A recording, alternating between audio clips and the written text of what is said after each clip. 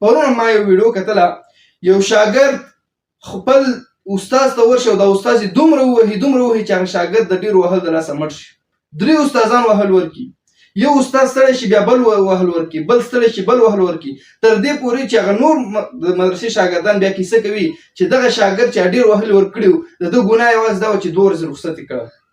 بیا یې تره راوستلو مدرسې ته یې حواله کړو چې زما دا وراره دی دا مدرسې نه غیر حاضري کوي، پام پرې کوئ. هغه یې کوټې ته واچولو، وهل یې ورکړل تر دې پورې چې هغه یو دفعه بېهوشه شو.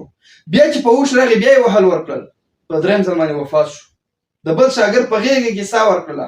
دومره بې ځایه ناانصافي کول نه دي پکار.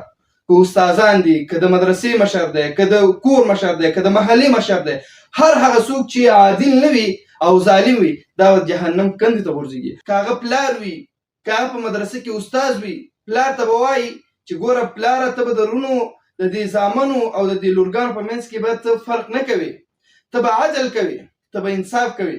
همدارنګې استاد ته وایي چې استاد محترم ټولو شاګردانو ته به د خپلو بچو او د خپلو رونو په نظر به ورته ګورې، د دښمن په نظر به ورته نه ګورې.